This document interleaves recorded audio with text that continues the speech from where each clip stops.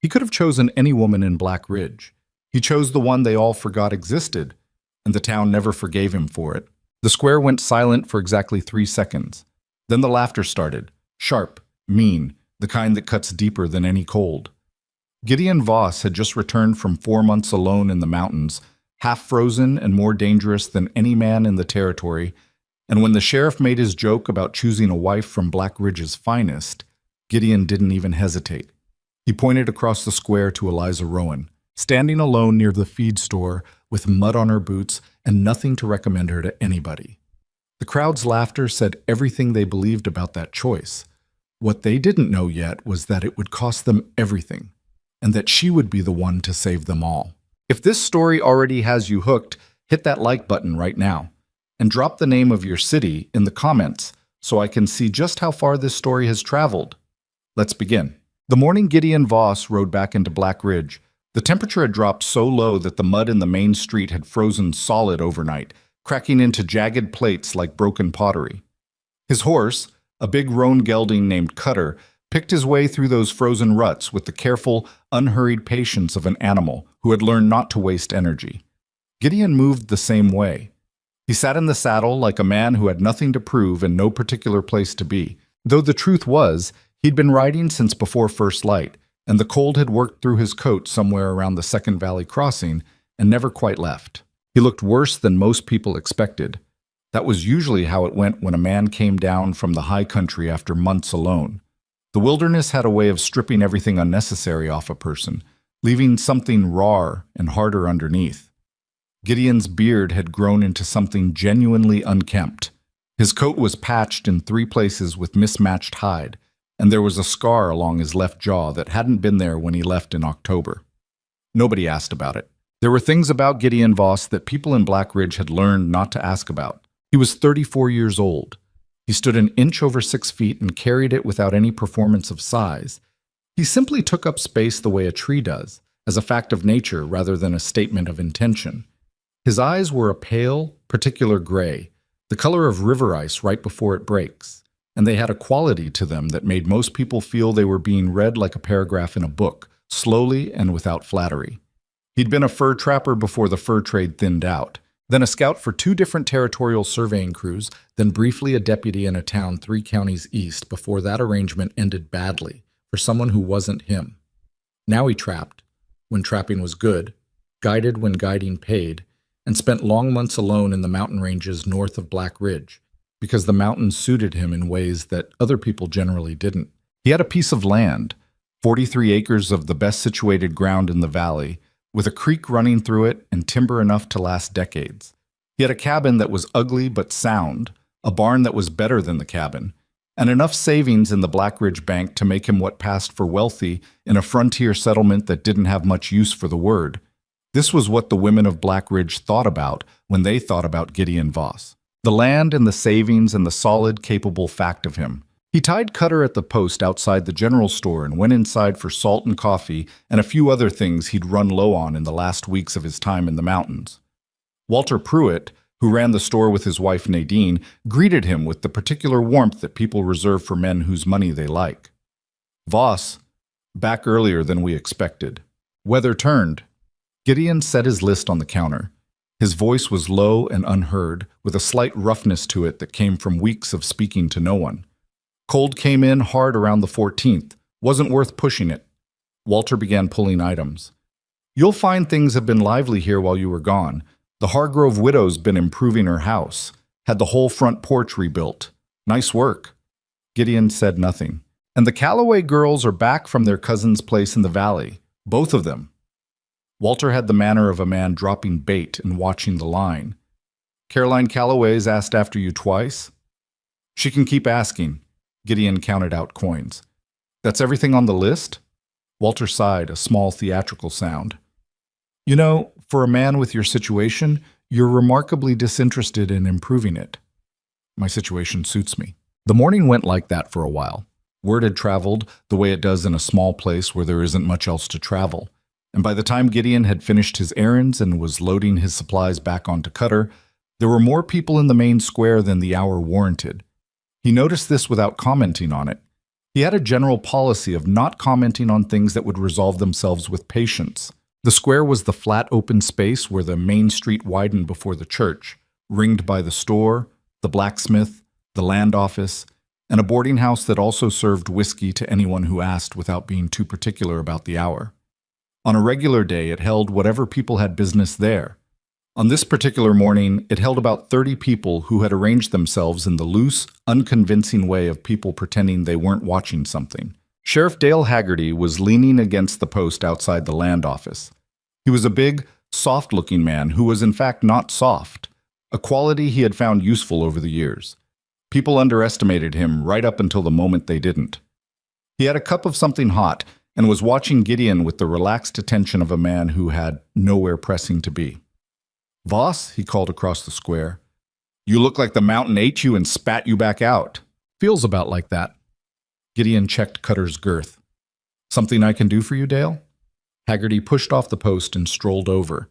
He had a natural talent for ambling in a way that drew attention without appearing to try. "Town's been speculating," he said. "You coming back, spring getting close eventually. People wondering if this is the year Gideon Voss finally does something sensible with his life." "Sensible being a relative term. Being a married term is what I mean." Haggerty waved a hand at the square's collection of carefully arranged onlookers. "Hell, Gideon, look around. Blackridge isn't short on eligible women, and most of them have been watching that door since October. You could have your pick."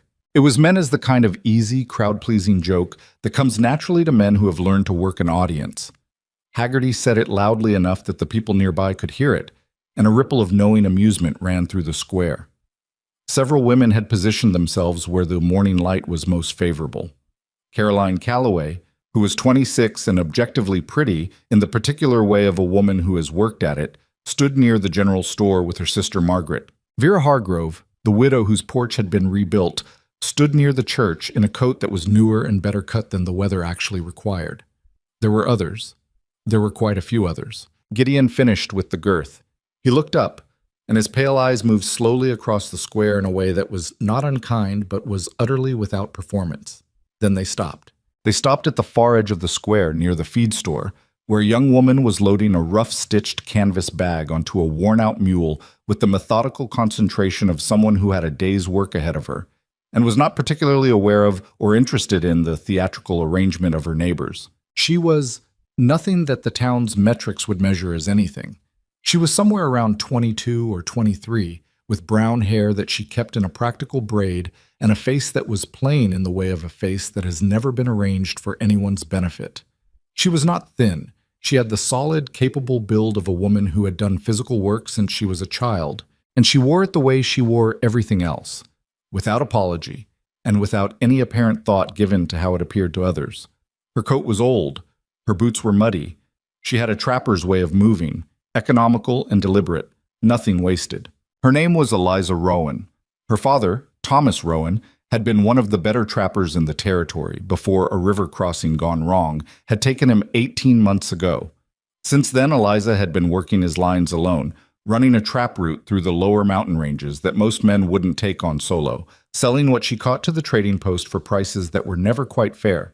She lived in the small cabin on the south edge of town that she and her father had shared, and she kept herself to herself in a way that the town had interpreted, over time, as confirmation that there was nothing there worth attending to. Gideon looked at her for a moment. Just a moment, but it was the particular kind of moment that has weight to it. "Her," he said. He said it the way he said most things, flat and unhurried and without any ornamentation. He wasn't pointing dramatically. He was just indicating a fact, the way you might indicate which trail to take when someone asks. 3 seconds of silence.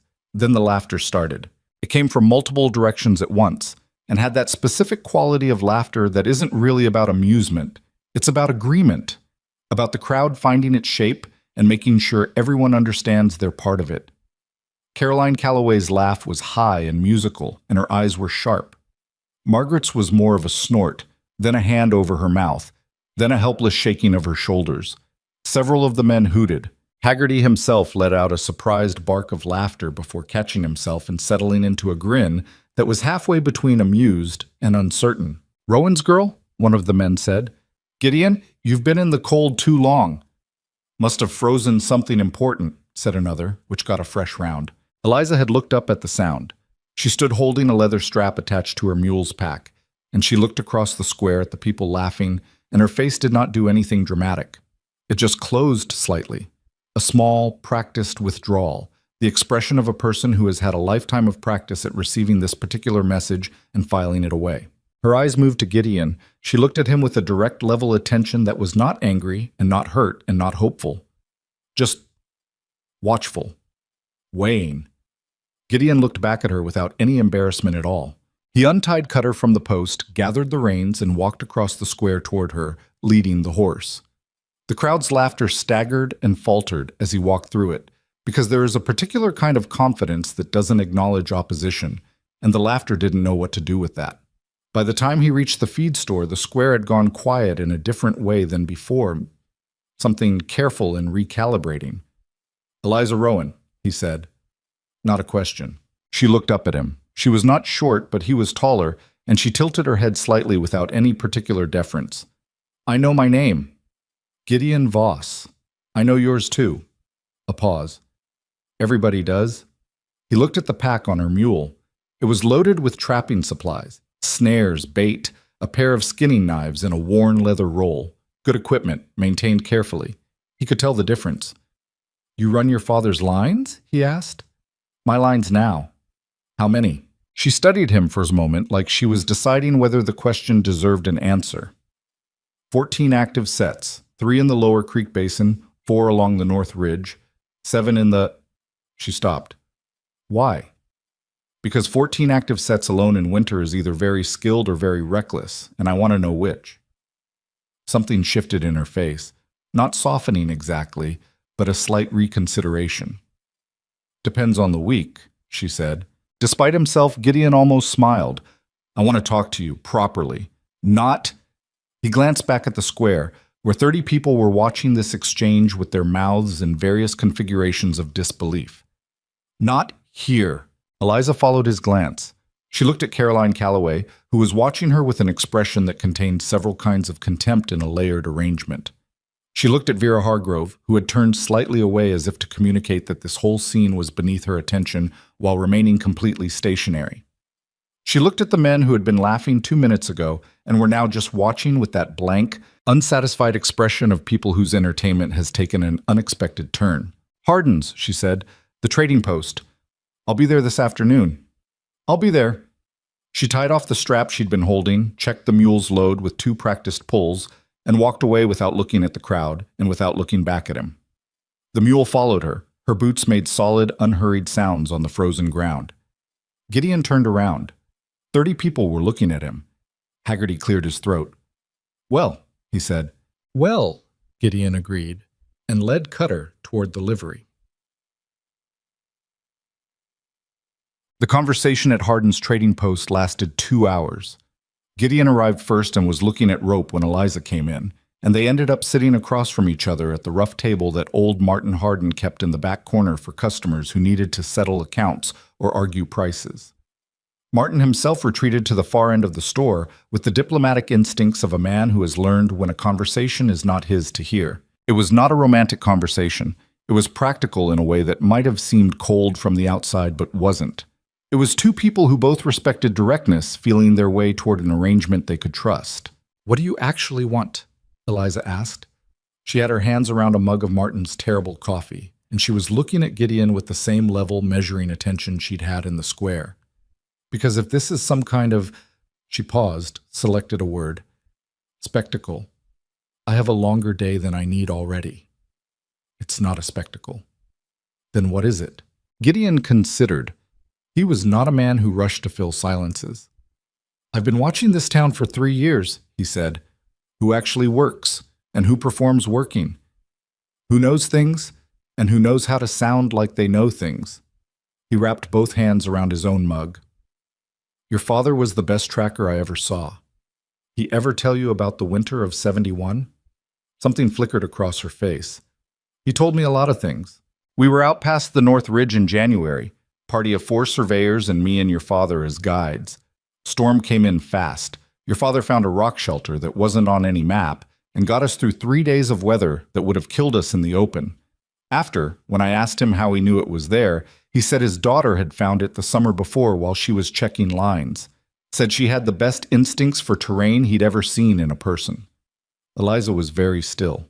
He talked about you like you were the most capable person he knew, Gideon said. A man like Thomas Rowan doesn't say that lightly. He's been gone 18 months. I know. I've been running his lines alone since October of last year. Before that, I was helping run them since I was 9. I know that too. She set her mug down. You've been asking about me. I pay attention to useful people. It's a habit. That's a very unsentimental thing to say. I'm a very unsentimental man. She was quiet for a moment. Outside, someone walked past the trading post's small window, and both of them glanced automatically toward the sound in the way that people do when they know they're being talked about in a town that enjoys talking. They'll make it ugly, Eliza said. Not a complaint, a fact. They already started. It'll get worse. Probably. He paused. Does that change your thinking? She looked at him steadily. It would change it more if you were asking me for something I didn't want. A pause. Are you? I'm asking if you'd be willing to talk more. Spend time, see if... He searched for the right word and abandoned the search. See if it makes sense, for both of us. Practically and otherwise. Practically and otherwise, she repeated, and the corner of her mouth moved in something that wasn't quite a smile but was in the same neighborhood. That's the least romantic thing anyone's ever said to me. I'm not a romantic man, I noticed. She picked up her mug again, considered the terrible coffee. My father's maps, his route records, I have all of them. His notes on the mountain terrain from 40 years of working this territory. I've been the only one who knew what they said or cared. She looked up. You're actually interested in that? Deeply. Not in whether I'm pretty or whether I'll be useful for... She stopped, said the rest with her eyes. I've been alone in the mountains for 4 months, Gideon said. If I wanted pretty and decorative, I'd have made different choices a long time ago. I want a partner. I mean that in all the ways you can mean it. The word partner landed between them and sat there. Eliza looked at it, or seemed to. Then she nodded, a single slow movement, the kind that means a decision has been made and doesn't need to be dressed up. Tomorrow morning, she said.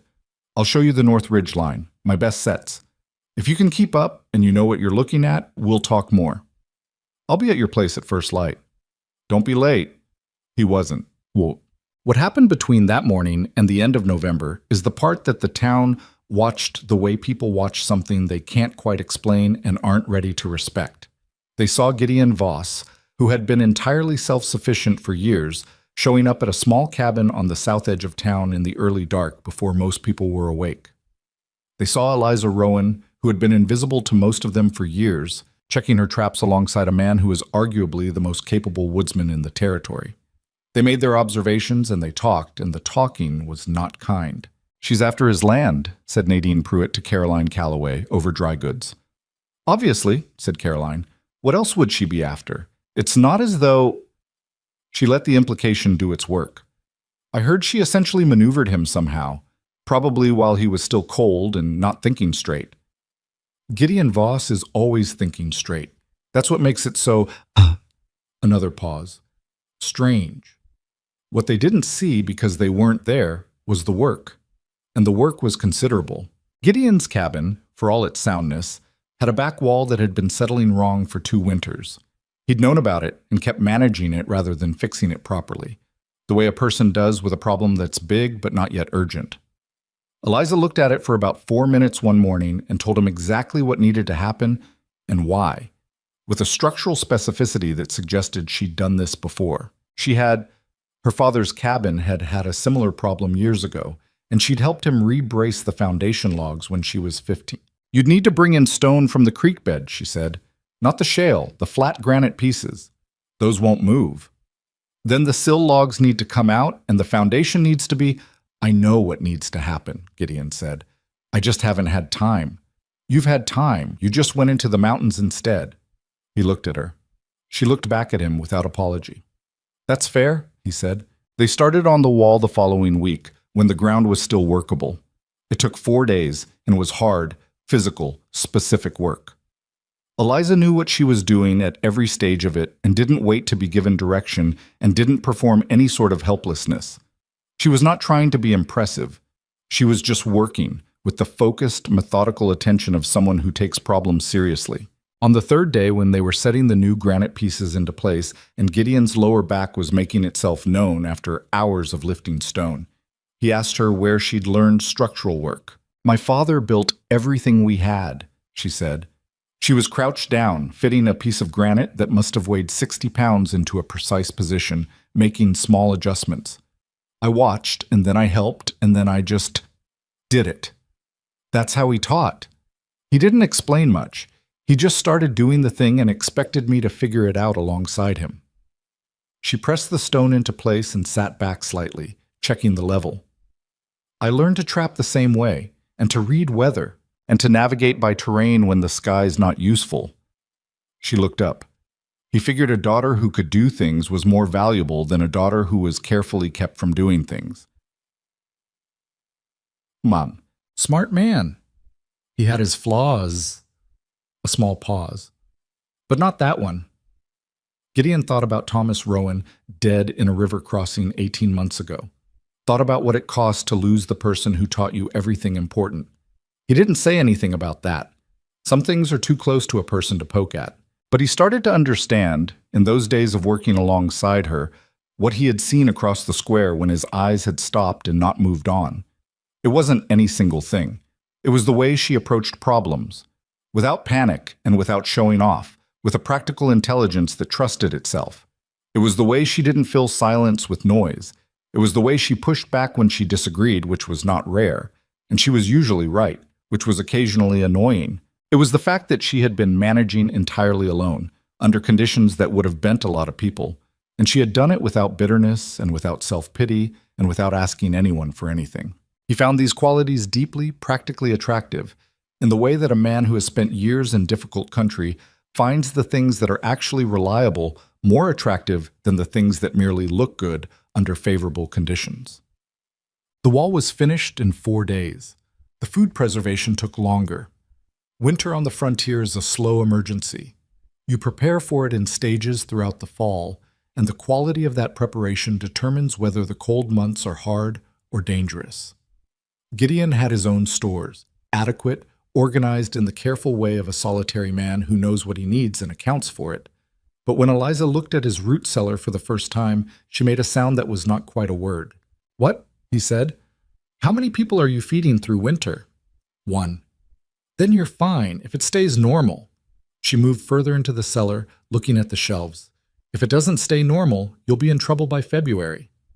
"It's going to stay normal." She looked at him. He had the uncomfortable experience of being looked at by someone who is choosing not to say the obvious thing. "Tell me what you're thinking," he said. "I'm thinking the clouds I've been watching for the last 3 weeks look like they looked in the winter of '72. And in the winter of '72, Black Ridge got 3 weeks of continuous snowfall, and the supply wagons couldn't get through from the valley for 6 weeks. Gideon was quiet for a moment. "That's a specific memory." "I was 9. My father and I nearly ran out of cornmeal. It's specific."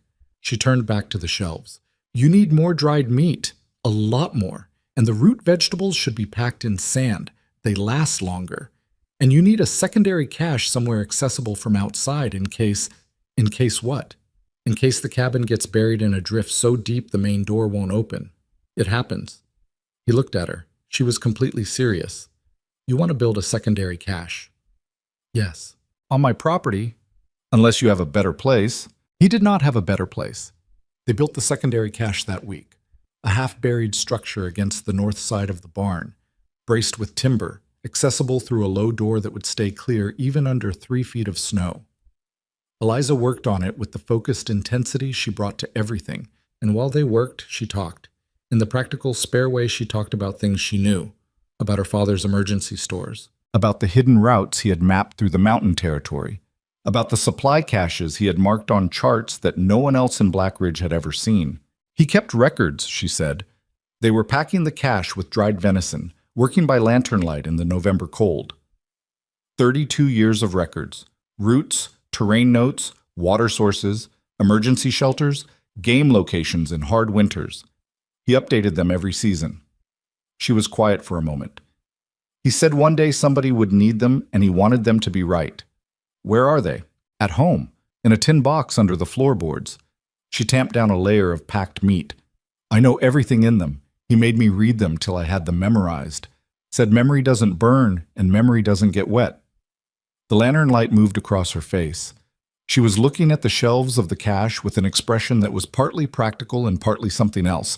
The look of a person holding something they've been carrying alone for a long time. He was preparing you, Gideon said quietly. I know. A short silence. I didn't know for what then. I think he was preparing me for exactly this, for the thing that happens when you're on your own and everything depends on what you know. She pressed her lips together briefly. I just thought he'd be here for more of it. Gideon said nothing. He passed her the next bundle of dried meat, and she took it without comment, and they finished packing the cache by the time the lantern oil burned low. The town kept watching, the town kept talking. In the first week, it was mostly disbelief dressed up as humor.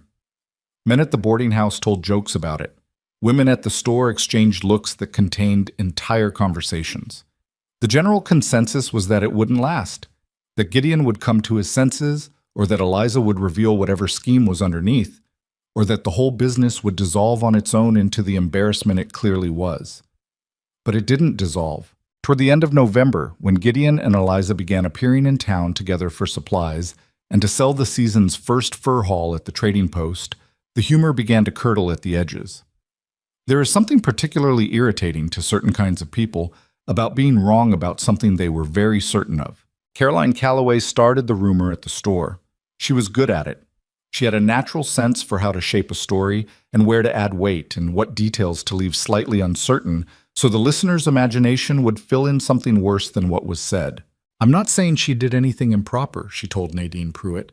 I'm just saying that it's interesting, isn't it, that she showed up at the trading post on exactly the morning he was back in town, as if she'd been watching for him.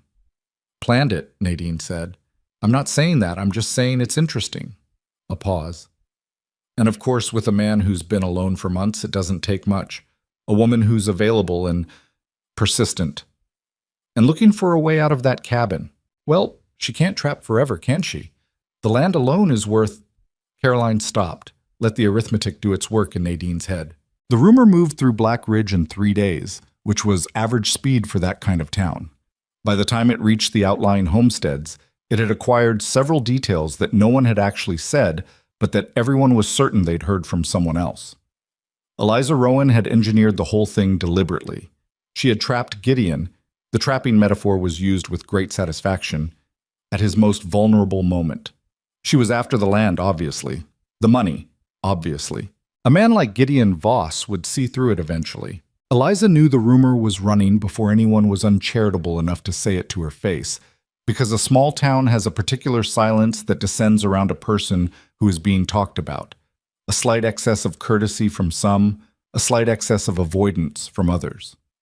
She walked through it without changing anything about how she carried herself. She was not performing dignity. She simply didn't have much patience for other people's opinion of her worth, which had never been particularly flattering and which had also never been particularly relevant to the work of getting through the day. The first time someone said something directly was at the general store, 2 weeks into December, when she was buying coffee and cornmeal and Vera Hargrove came in. Vera was 51, had been widowed 4 years ago from a husband who'd left her a large house and a successful freighting operation, and carried herself with the particular confidence of a woman who had learned that money is the most transferable form of dignity in a frontier town. She was not a cruel woman by nature. She was a woman who had been embarrassed in front of the whole town and who processed that as someone else's fault. She saw Eliza at the counter and she didn't say anything at first. She looked through her purse for her list. Then, without looking up, she said, "I don't know what you said to him, but I hope for your sake it's worth the trouble you're storing up." Eliza had been counting coins. She kept counting. "I haven't said anything to him that isn't true. That's quite a simple standard. It's the only one I have." She put the coins on the counter. "Good morning, Mrs. Hargrove." Vera made a small sound, dismissal, or the cousin of it, and moved to the far end of the counter. Eliza carried her bags out and did not look back and did not say anything about it to Gideon, not that day. She filed it away in the same place she filed all of it. Not forgotten, not dwelled on, just stored. She had learned early that other people's contempt takes up the space you need for other things if you let it. The last week of November, Gideon killed an elk on the North Ridge, an old bull that had been favoring one side and was not going to survive another hard winter. He and Eliza spent 2 days breaking it down and preparing the meat, smoking some, drying more, packing the rest in the cold. It was work she knew from years of doing it alongside her father, and she moved through it efficiently. On the second day, when they were smoking the last of the hindquarters and the light was going cold and orange in the west, she told him about the sheriff's comment, the one that had started everything. "He said you could have your pick," she said. She was turning a rack of smoking meat, not looking at him. "Of any woman in town." He was making a joke. "I know what he was making. I want to know—" She stopped, started again. "I want to know what you actually thought across that square. Because in 2 months you've said everything practical there is to say, and you're not a man who performs things, and I found that I need to know." Gideon was quiet for a moment. The smoke rose in thin threads against the darkening sky. "I thought," he said carefully, "that you were the only person in that square who was actually doing something. Everyone else was watching. You were working." He paused.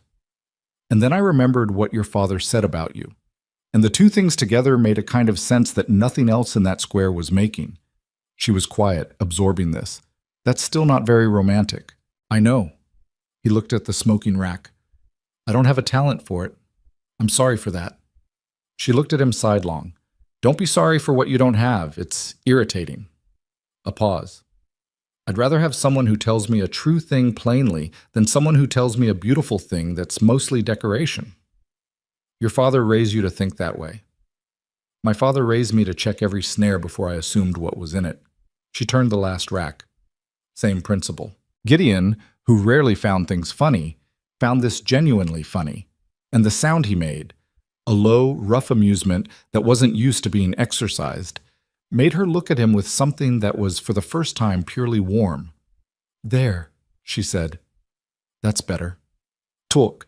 December arrived, and with it a particular quality of cold that Eliza had been watching for. The clouds she'd mentioned before were settling lower over the mountain ranges north of Black Ridge, and the temperature was dropping in the specific, steady way that doesn't fluctuate, the kind of cold that is building towards something rather than expressing itself and moving on. She kept her own counsel about what she thought it meant. She checked her notes against her father's records, and she looked at the sky every morning, and she thought about the winter of 72 and the winter of 79 and what the mountains had looked like before both of them. She didn't say anything to Gideon about it yet. There was nothing to say that wasn't premature, but she began quietly doing things, adjusting her trap routes to ones that could be reached in heavier snow, bringing in wood that she stacked with the care of a person expecting to rely on it heavily, checking the secondary cache they'd built and adding to it when she could. She was not preparing for a catastrophe. She was just paying attention. In Black Ridge, most people were not paying attention. They were having December, which meant the usual cold and the usual preparations and the usual assumption that this winter would be more or less like the last one, which had been difficult but manageable. The supply wagons were still running from the valley on their regular schedule. The Pruitt store was stocked.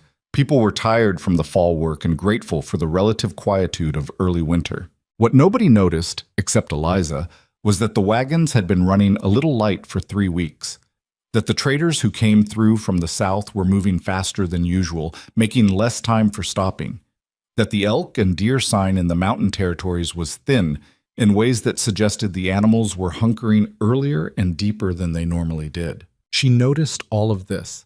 She cataloged it in the same careful way her father had taught her, and she kept her eye on the northern sky, where the clouds were piling slowly and steadily in a way that made her think of a door being built in front of them all, one plank at a time. The first hard snow came on the 14th of December. It snowed for 3 days. Not terrible, not what she was watching for, but a marker, a first statement. The sky cleared briefly, and then, on the 22nd, it closed again, and this time it closed in a way that felt different. Eliza stood outside her cabin in the pre-dawn dark of the 22nd and looked north and felt the wind shift, and she knew, with the specific bodily certainty of someone who has been paying attention for a long time, that the thing her father's records had described was on its way. She didn't go back inside immediately. She stood in the cold for a long moment, looking at the mountains she'd been looking at her whole life, and she thought about her father and the tin box under the floorboards and everything he'd known and written down and made her memorize. Somebody's going to need it, he'd told her. She went inside. She got out the tin box. She opened it and read through the routes and the cache locations and the emergency shelter notes by lantern light, though she had them memorized. She just wanted to read them in his handwriting one more time. Then she closed the box, put it back under the floorboards, and went to find Gideon.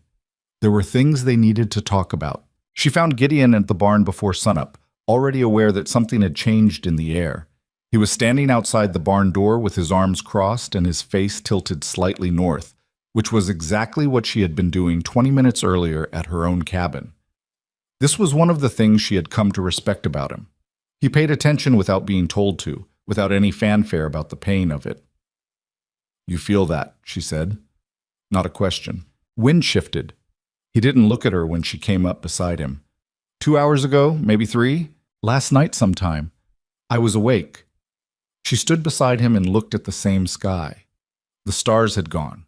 Not clouds yet, not fully, but a thickness in the atmosphere that swallowed light rather than reflecting it. The kind of thickness that means the sky is full of something working its way toward you. My father wrote about this. The way the air tastes before a real storm. He said it was like iron and cold water together. Gideon was quiet for a moment. How bad does he say it gets? He wrote about 2 winters that came in like this, 72 and 79. She put her hands in her coat pockets. In 72, Black Ridge was buried for 3 weeks. Supply lines were gone for 6. 3 homesteads on the north edge lost livestock, all of it. 1 family nearly didn't make it through. She paused. In 79, it was shorter but colder. A man froze to death between his cabin and his barn. 30 feet. 30 feet. She looked at the dark outline of his secondary cache against the barn wall. We're better prepared than most people in this town. That's the problem. He looked at her then. Say it plainly. Most people in Black Ridge are not prepared for what's coming. The Pruitt store doesn't have enough in it. Half the homesteads haven't put up sufficient wood. The families on the south end depend on supply wagons from the valley. And if this storm comes in the way I think it will, she stopped, reorganized. Those wagons won't get through. Gideon looked back at the sky. A long silence passed. You want to warn someone. I want to warn everyone. Her jaw tightened slightly. The question is whether anyone will listen. She already knew the answer to that, and so did he.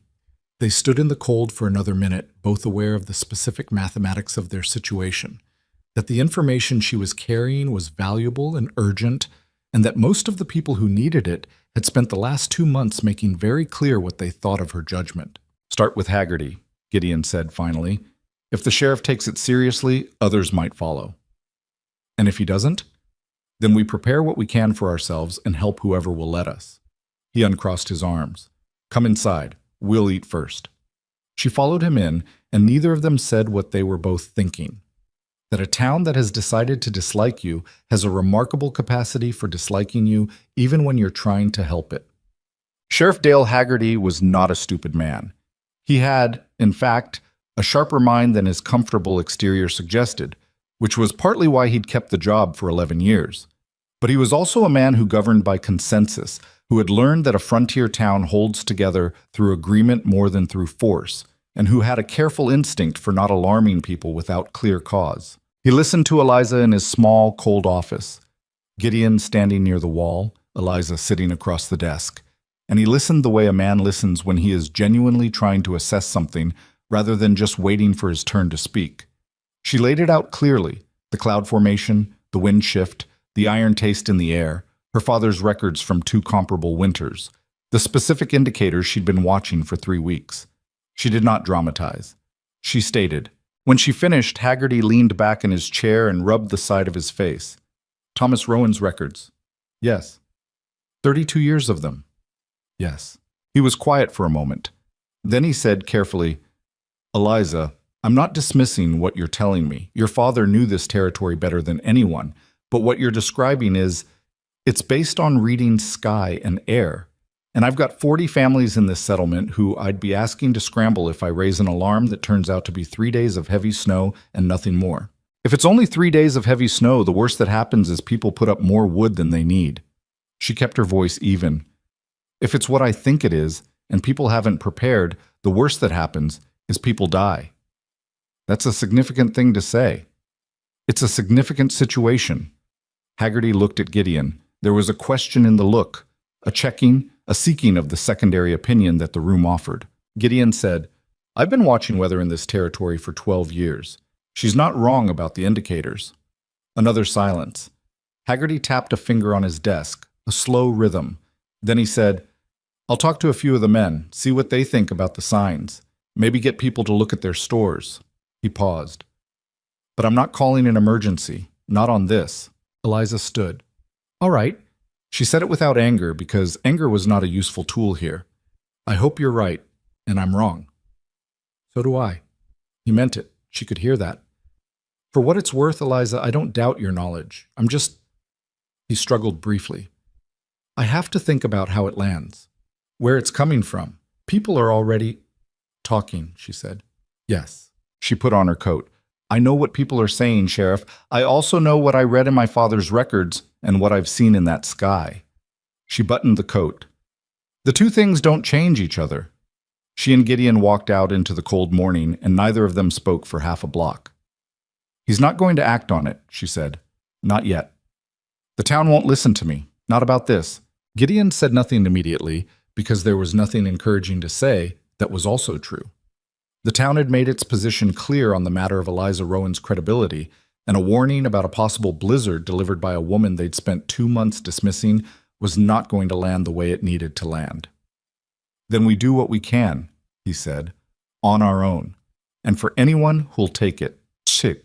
What they could do was considerable, but it didn't feel like enough. In the 2 days following, they worked without stopping, bringing in additional firewood from the timber lots on Gideon's property, adding to the food cache, checking and reinforcing the structures that would take the worst of a sustained storm. Eliza walked her trap lines and pulled the sets that were in paths that would become impassable in heavy drifting, consolidated the ones that could still be reached and tended if the weather allowed any movement at all. She also, quietly, stopped at 4 of the poor homesteads on the south edge of town. Families she knew were under-provisioned, people who had bought less than they needed because money was tight and the fall had been expensive. She didn't explain why she was there or issue any warning that would require them to believe her. She just showed up with extra dried meat from the elk, helped stack wood, helped seal a drafty window on the Garner cabin where there were 3 small children and a wood supply that would last maybe 2 weeks in normal cold. Clara Garner, who was 28 and had the exhausted eyes of a woman who had been worrying since October, looked at the wood stacking up against her cabin wall and said quietly, Eliza, why are you doing this? Because it needs doing. Eliza drove another stake into the frozen ground to hold the wood stack against wind. Do you have enough cornmeal for 6 weeks? Clara blinked. 6 weeks? We have enough for 3, maybe. Get more when you can. Don't wait. Clara looked at her for a long moment. She was one of the women who had laughed in the square, or at least she had been standing near the laughing and had not done anything to separate herself from it. This hung between them briefly, a thing neither would name. Thank you, Clara said. It was plainly said, without any of the performance that gratitude sometimes gets dressed up in. Eliza nodded and went back to stacking wood. The help she offered to others did not buy her better treatment in town. If anything, the visibility of it seemed to irritate people further. There's something particularly galling about a person you've dismissed turning out to be doing things that your self-appointed betters are not doing. Nadine Pruitt mentioned to someone that it was strange behavior, all that visiting and helping. Caroline Calloway, who heard this secondhand, mentioned to someone else that it was probably calculated. She wants to make herself necessary, Caroline said. She had the precise voice of someone who is being fair-minded and knows it. It's a strategy. Make people feel obligated to her. The someone else, a woman named Patricia Weston, whose husband farmed the good land east of town, nodded slowly. But who's she obligated to? Gideon's the one taking on someone who has nothing. That's exactly the point. Caroline adjusted her coat. He has everything to lose and she has nothing. It's an entirely one-sided arrangement. I don't know how she made him think otherwise. This reached Gideon eventually by way of Martin Hardin at the Trading Post, who had a tendency to relay these things in the manner of someone delivering news from a far country rather than from 2 streets over. Gideon received it without visible reaction, which was his standard response to most things. But that evening, sitting at the table in his cabin with Eliza across from him and a map of the mountain routes between them, he said, "They think you've manipulated me." She looked up from the map. "I know. They think you have nothing to offer and everything to gain. I know that too." She looked back at the map. Her finger traced a route northeast through the lower pass. "Does it bother you?" "Not particularly." He studied the same route. "Does it bother you?" A pause. "It used to bother me more," she said. "When I was younger and my father was still alive, and I thought eventually people would just see what was true about a person and revise their thinking, that it was a matter of time." She moved her finger to a secondary route. "He was the one who told me that wasn't how it worked. He said some people have made up their mind about who you are before you've had a chance to speak, and no amount of evidence will fully change it, because the story they have about you is more comfortable than the truth." He was right. He was right about a lot of things. She didn't say it with bitterness. It was just a fact. "So no, it bothers me less now than it used to. What they think about my reasons doesn't change what my reasons actually are." She paused, looking at the map.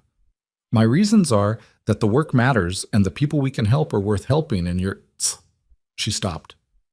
"I'm what?" he said. She looked at him across the table. In the lantern light, with the cold pressing against the windows and the new wall holding solid on the north side, she had the face of someone who is deciding how much truth to offer and landing on. All of it. "You're worth it," she said. "Whatever it costs." Gideon held her gaze. He was not a man who found these moments easy, who had any natural fluency in the language of feelings stated plainly. His hands rested on the map. After a moment he said, "You know I feel the same way." "I know." She almost smiled. "You don't need to perform it." "Good." He looked back at the map. "Because I don't think I could." She did smile then, briefly, and went back to the routes. The storm announced itself on the 24th with 3 days of hard, ordinary snowfall, the kind that was heavy but not extraordinary, the kind that kept people mostly indoors but didn't trigger any particular alarm. Haggerty had made some quiet conversation with a few of the older men in town, and they had made the judgment that the season was difficult but within normal range. The supply wagon came through on the 23rd, slightly lighter than usual but present, and its presence was taken as confirmation that the world was functioning in its expected way. Eliza stood in the square on the 23rd and watched the wagon unload and thought about the sky behind it. The particular way the clouds were stacking in the northwest, gray on gray, in layers like a wall being built higher. She watched the driver, a man named Sutter who had been running supply routes from the valley for 15 years, unhitch his team with the fast, purposeful movements of a man who wanted to get back before nightfall. She caught him before he finished with the horses. "Sutter, what's the road like from the valley?" He glanced at her. He was a weathered man in his 50s who had no particular opinion about the social hierarchies of Black Ridge. "Passable," he said. "Barely. South Pass is drifting. I came through a section near the 3rd switchback that had me nervous." "You think it'll stay passable?" He looked at the sky. Sutter was a practical man who paid attention because his livelihood depended on it, and something in his face shifted when he looked north. "I wouldn't bet on it," he said slowly. "I wouldn't bet on it past the next week." "How long could the route be closed if it drifts over?" He thought about that. "The South Pass, if it goes, could be 6 weeks. Could be more." He looked at her. "Why are you asking?" "Because I want to know if I'm right about something." He looked at the clouds again, then at her. He had the manner of a man revising something. "You might be," he said, and left it there. She went home and looked at her father's records one more time, though she didn't need to. She looked at them the way you look at something that makes you feel less alone in knowing a thing. On the 26th, the temperature dropped 15 degrees overnight. On the 27th, the real snow started. It came in from the northwest in the early morning hours. And within 4 hours, Black Ridge had 12 inches of new snow on top of what was already there, and the wind had begun. A sustained directional wind that drove the snow horizontal and reduced visibility in the open square to less than 20 feet. By afternoon, the drifts against the north-facing walls were 5 feet and climbing. The temperature was still falling. Gideon and Eliza had been awake since before the snow started. They were as prepared as they could make themselves. And they spent the first full day of the blizzard doing the remaining things, getting the animals settled in the barn with extra feed, reinforcing the barn door against the wind load, clearing the paths between the cabin, the barn, and the cache every 3 hours so the drifts wouldn't seal them. It was grinding, cold, exhausting work, and they did it without complaint, because complaint was not a useful tool and there was too much to do. On the second day of the storm, the first knock came at the cabin door. Gideon opened it. A man named Roy Delaney stood in the drift, his coat white with snow, his face red and stiff with cold. Roy was a farmer from the north edge of town, a large, self-sufficient sort of man who had never shown any particular malice toward Eliza, but had also never shown any particular awareness of her existence. His expression now was that of a man who has walked some distance through a blizzard and has lost the part of him that cares about pride. "I got a family of 5, Roy said. "We ran low. I thought it would break by now." He looked past Gideon toward the cabin interior. "I heard you had stores." Gideon stepped back from the door. "Come in." Roy came in, and his eyes went to Eliza, who was at the table sorting through the food inventory. He looked at her with the specific expression of a man meeting a debt he didn't know he'd taken on. He didn't apologize for anything, but he said, "Ma'am," with a weight to it that was not just formality. She said, "Sit down, Mr. Delaney. Let's figure out what you need." Roy Delaney was not the last person who knocked on that door. He was the first of 7. By the third day, the storm showed no sign of breaking, and Black Ridge was beginning to understand what Eliza Rowan had understood 3 weeks ago, that this was not a difficult winter. This was the kind of winter that tests what people are made of, and some of them were about to find out the answer was not what they'd assumed. In Gideon's cabin, with the wind driving snow against the new braced north wall, and the lanterns burning steady, and the secondary cache still half full, Eliza sat with Roy Delaney's list and 4 other people's lists, and she looked at the roots in her father's records, and she began to think about what came next. Because the caches Gideon had were not going to be enough for a town, and she knew where the other caches were. The caches her father had mapped were not close. That was the first problem. Thomas Rowan had not been a man who did things conveniently. He had built his emergency stores where the terrain made sense for them, where a person in genuine trouble could reach them from multiple directions, where the natural features of the mountain provided some protection from weather and from scavenging animals. This meant they were positioned along the high routes and in the sheltered cuts of the mountain range north of Black Ridge, places that were accessible in normal winter conditions with the right knowledge, and which were, in a blizzard of this magnitude, something close to a death sentence to attempt alone. Eliza spread her father's maps on Gideon's table on the third night of the storm, with Roy Delaney and 2 other men sitting across from her, Joel Marsh, who ran the boarding house, and a younger farmer named Cal Pruitt, who was not related to Walter Pruitt, but shared the territory's apparent fondness for that surname. Roy had gone home to his family on the second day with enough supplies to last a week. But he was back now because the storm hadn't broken and his week was going to run short, and he had the uncomfortable look of a man who understands he needs help and is not used to needing it. "These are my father's route maps," Eliza said.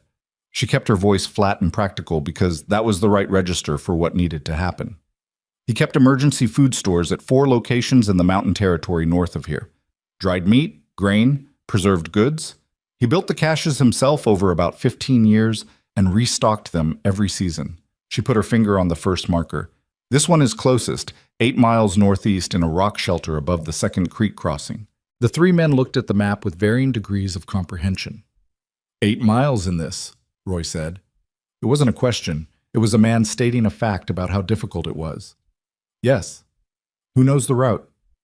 "I do." A silence. Roy looked at Gideon. Gideon was standing slightly back from the table, his arms crossed, watching Eliza with the attention of a man who has already done his arithmetic and arrived at an answer he doesn't entirely like. "You're talking about going out in this," Joel Marsh said. He was a careful man, cautious in the way of someone who has seen what the mountains do to careless people. In the current conditions, I'm talking about the alternative, which is that in 4 days the town's collective stores run out, and then we have a different problem. A worse one. She looked at each of them in turn. The storm will ease. It won't stop, not for several days, but it will ease. There will be a window, probably tomorrow afternoon, where the wind drops enough to allow movement. My father wrote about this pattern. It always gave a few hours. A few hours to go 8 miles in deep snow and come back, Cal said. Not come back. There and then to the second cache, which is another 4 miles along the ridge. Then back. She traced the route with her finger. It's a hard day. It has to be done right. She paused. I've walked every section of this route. In summer, in fall, in regular winter, not in this. But I know the terrain. Roy Delaney was quiet for a long moment. He had the look of a man running through objections and finding them all less compelling than the situation. How many people could the caches supply? Both caches together, if we're careful. A month for the whole town. Maybe 5 weeks. Another silence. Longer this time. I'll go, Gideon said. He said it the way he said most things, not dramatically, just as a position he had arrived at, and was stating. So will I, said Roy, with the slight grimness of a man who knows this is the right answer and isn't particularly happy about it. Cal nodded, a short, decided movement. Joel Marsh looked at the map, looked at the window where the snow was pressing solid against the glass, looked back at the map. I'm not built for that kind of travel, he said quietly. My knee's been bad since October. I'd slow you down. He met Eliza's eyes. But I can organize here. Get people ready to store and distribute whatever comes back. That's needed too, she said. Maybe more than the other. He nodded, and something in his face settled. Not relief exactly, but the particular quiet of a person who has found where they fit in a hard situation. The wind dropped at 2 in the afternoon the next day, exactly as Eliza had said it would. It didn't stop. It went from a driving force that reduced the world to a white roaring wall, down to a heavy, steady, cold presence that was brutal but walkable. The snow was still falling, but straight down now, or nearly, and visibility opened up to something a person could navigate by. Gideon had the gear ready before noon. He moved with the deliberate efficiency of a man preparing for something serious. Layers chosen for warmth over appearance, snowshoes, rope, the right pack loaded with the right things. He did not pack light, and he did not pack unnecessarily heavy, which was a balance that took experience to find. Eliza watched him pack and made 2 adjustments without comment. Added a coil of lighter rope that he'd passed over and swapped one of his food provisions for a better caloric option from the cache. He noticed both adjustments and didn't say anything, which was his version of agreement. Roy Delaney arrived with his own gear and a face that had the settled, committed expression of a man past the point of reconsidering. Cal came behind him, younger and more visibly nervous but present, which was what mattered. 4 of them, standing in Gideon's barn while the storm pressed on the walls with its enormous, indifferent weight. You set the pace, Gideon said to Eliza. You know the route.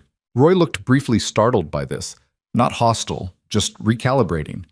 He was a man who had spent his life assuming that leadership in physical situations belonged to the largest and most established man present, and that assumption was being revised in real time. Single file, Eliza said.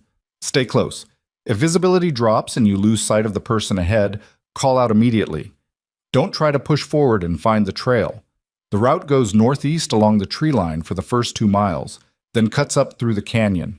In the canyon, the wind will be different. It channels. Be ready for it. How bad? Cal asked. Bad enough to knock a person sideways if they're not ready. She looked at him steadily. Lean into it and keep moving. Don't stop in the canyon. She led them out. The first 2 miles were hard in the way that all movement in deep snow is hard. Physical, grinding, demanding a particular kind of patience from the body. The snowshoes helped but didn't solve the problem.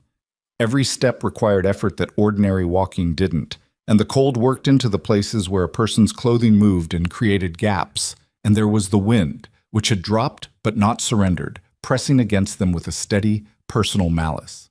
Eliza moved at the front with the focused attention of a person reading a landscape she knows in all its moods. The terrain looked different under 4 feet of snow. the familiar landmarks buried or reshaped, but the underlying bones of it were the same, and she had her father's habit of navigating by the bones rather than the surface. The way the land rose and fell, the direction of the tree lines, the specific configuration of rock outcroppings that no amount of snow could entirely hide. She had walked this route at 9 years old alongside her father, in regular winter. She had walked it at 16 alone to check a set of his traps when he was sick.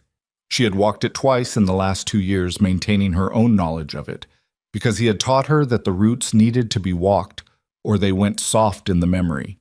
And a soft memory in hard country was a dangerous thing to carry. She was not thinking about any of this as she walked. She was thinking about the canyon. The canyon entrance announced itself as a narrowing between two rock walls that the snow had softened but not obscured. Even at reduced wind speed, the channeling effect hit them the moment they stepped into the cut. The wind compressed and accelerated and came at them from a specific direction with a force that was noticeably different from the open ground they'd left. Cal made a sound that wasn't quite a word. "Lean!" Eliza called back, already angled into it, and she heard the scrape and adjustment of the 3 men behind her finding the right stance. They moved through the canyon in a line, pressed sideways by the compressed wind, covering ground that would have taken 20 minutes in summer and nearly an hour. The walls of rock were close enough on either side that Eliza could have touched them with an outstretched arm, and they rose above into whiteness. The sound in the canyon was different, a sustained, hollow moan that the wind made when it had nowhere else to go, and beneath it the crunch and pack of their snowshoes. She was watching the upper walls. Her father had written about the canyon in the records she'd memorized, and one of the things he'd written was, "Watch the east wall above the second bend. Snow loads there wrong. In a heavy fall, give it room." He had not written about an avalanche specifically. He had written loads wrong, which was the kind of specific, cautious language he used for something he had seen go badly at least once. She was at the second bend. She looked up. The snow on the east wall above them was a white shelf, heavy and deep, with a particular quality of instability that was difficult to describe but unmistakable once you knew it. A slight convexity, a tension in the way it sat, like something that has been balanced too long and is deciding. The wind that came through the canyon in this direction shook the wall in intervals, and each shaking was a small negotiation between the snow and the rock about whether this was the moment. Eliza stopped walking. The 3 men behind her stopped. "What?" Gideon said. His voice was quiet and careful. He had heard something in her stopping that warranted the quietness. "East wall," she said. She did not point. She did not move suddenly. "Upper shelf. 200 feet. A silence. She heard Roy shift his weight, and she said still quietly, "Don't move fast." She looked at the shelf, and she thought about what her father had written, and she thought about the route, and she thought about the 4 of them standing in a canyon with one wall that was making a decision above their heads. The path forward went directly under the shelf for another 40 feet before the canyon widened. There was no route around. The west wall was sheer. The only options were back or through, and through was 40 feet of direct exposure. "We go one at a time," she said. "Fast. Through that section, don't stop. Get to the wide part and get against the west wall." She looked back at Gideon. "I'll go first. You count to 15 and follow. Then Roy. Then Cal." "I should," Gideon started. "You should count to 15, she said. "I know this route. You don't. I go first." He held her gaze for a moment, then he nodded. She went. 40 feet is not very far in ordinary circumstances. In deep snow with snowshoes moving as fast as the conditions allowed, it took somewhere between 30 and 40 seconds, and every one of those seconds had the particular quality of time that stretches when the body knows it is exposed to something it cannot control. She moved fast and low, not looking up. Looking up was not useful now, and would only cost her concentration. And she kept her eyes on the widening of the canyon ahead, where the rock wall jutted out and would give them some shelter. She reached it. She pressed herself against the west wall and turned and counted. Gideon came through fast and precise, covering the ground with a controlled urgency that was not panic. He reached her and pressed against the wall beside her without speaking. Roy came next, heavier in his movement but fast enough, his big frame pushing through the drifts with sheer force where technique didn't serve. He was breathing hard when he reached the wall. Cal was last. He was 23 and fit, and he had been watching the shelf above the section of canyon with the fixed, wide attention of someone trying to understand how scared they should be. When he started moving, he moved too fast for the snowshoes and stumbled in the first 10 feet, going down on one knee, and Eliza's whole body tensed. "Up!" she called. He was up in a second, back in motion, covering the remaining ground in an ungainly, driven rush, and he came up against the west wall breathing in hard, ragged pulls and stood there for a moment with his eyes closed. The shelf above the section they had just crossed let go 4 minutes later. It was not a large avalanche, the canyon was too narrow for a catastrophic slide, but the sound of it was enormous in the enclosed space. A deep crack, and then a rushing, and then a mass of snow that filled the section they had just walked through to a depth of 6 or 8 feet in about 10 seconds. The four of them stood against the west wall and watched it settle. Cal opened his eyes. He looked at the snow filling the canyon behind them. He looked at Eliza. "You knew," he said. It was not an accusation. It was a man revising something fundamental about his assumptions. "My father wrote about it." Her voice was steady, though her hands were not entirely. She felt the adrenaline working through her and filed it away to process later. "He said the east wall load's wrong." Roy Delaney was looking at the slide. Something had shifted in his face, not dramatically, not with any particular performance of revelation, but something had moved behind his eyes. He looked at Eliza with an expression that she had not seen directed at her from the people of Black Ridge, or not often, something that was close to honest reckoning. He didn't say anything. He turned back toward the route ahead and said, "How much further?" 2 miles, she said. "Nothing like the canyon." "Then let's keep moving." The first cache was exactly where her father's record said it would be, in a rock shelter above the second creek crossing, a low natural overhang that Thomas Rowan had extended with fitted timber and packed snow walls, built with the patient, thorough craftsmanship of a man who expected it to hold for decades. It had held. The door, a section of fitted planks on leather hinges, was buried under 2 feet of drift, and it took them 20 minutes of digging to reach it. But when it opened, the interior was dry and cold and full. Eliza stood in the entrance of her father's cache and felt something move through her that she didn't try to name. She had known it was there. She had read his records dozens of times and walked this route twice in the last 2 years. But standing in the space her father had built, looking at the shelves of dried meat and grain and preserved goods that he had put there against exactly this kind of need, was different from knowing it was there. It was the particular feeling of being handed something by someone who is no longer present to hand you anything. A gift delivered late, from a distance that can't be crossed. She stood in it for about 5 seconds. Then she started counting inventory. "Dried venison, 300 pounds, roughly," she said. Her voice was professional. "Grain, cornmeal, looks like 60 pounds. Dried beans, some preserved roots." She moved to the back wall. "He cached rope and basic tools here too. We take the food." Gideon was already looking at how to pack it. Roy and Cal moved in and began pulling supplies. They worked in the efficient, focused way of people who understand that the window they have is not infinite. It took 40 minutes to pack what they could carry between 4 people.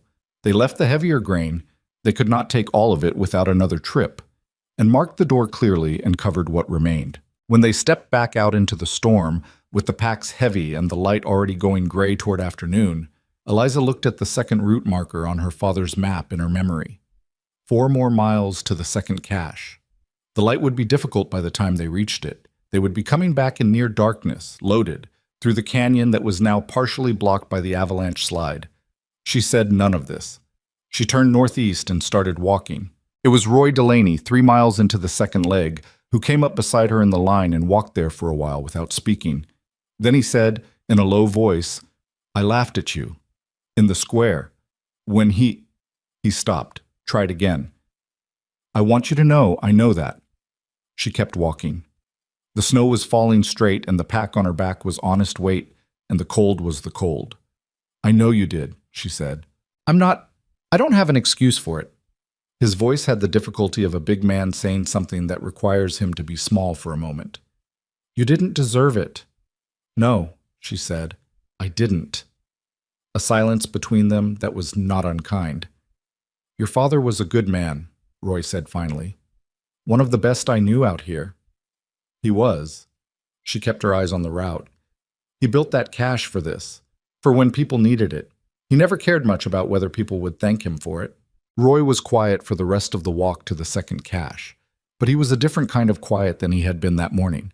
The kind that means something has been rearranged inside a person and they are giving it the respect of silence while it settles. The second cache was there. It was full.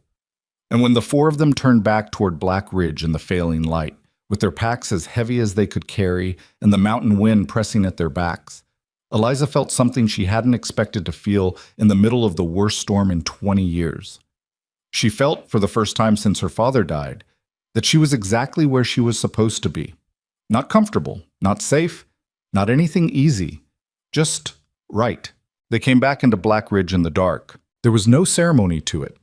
No one was watching the north edge of town at 9 in the evening in the middle of a blizzard. Or almost no one.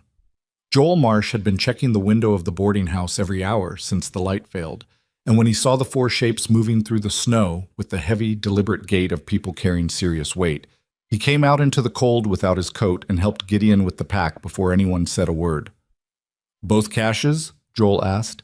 "Both," Eliza said. "We couldn't carry everything. There's more at the first one." "How much more?" "Enough for a second trip, when the weather allows." Joel looked at the packs being brought inside. He looked at Eliza with the expression of a man doing arithmetic that is coming out differently than he expected. Then he went inside and started organizing. The distribution happened that night and through the following morning. Joel had already done the quiet, competent work of identifying which families had the least. He had the boarding house keeper's particular intelligence about a community, the kind that comes from knowing who paid their tab on time and who always had an excuse and who never came in at all because they couldn't afford to. He knew where the hunger was going to be sharpest before it declared itself, and he had made a list. Eliza looked at the list and recognized most of the names. The Garner family was on it, Clara with her 3 children and her 2 weeks of cornmeal. Several of the older homesteads on the south edge, a widow named Margaret Tully, who had been managing on what her son sent from the valley, which was nothing now because the valley was cut off. She did not feel satisfaction looking at the list. She felt the particular weight of a problem that is solvable but has not yet been solved, and she focused on solving it.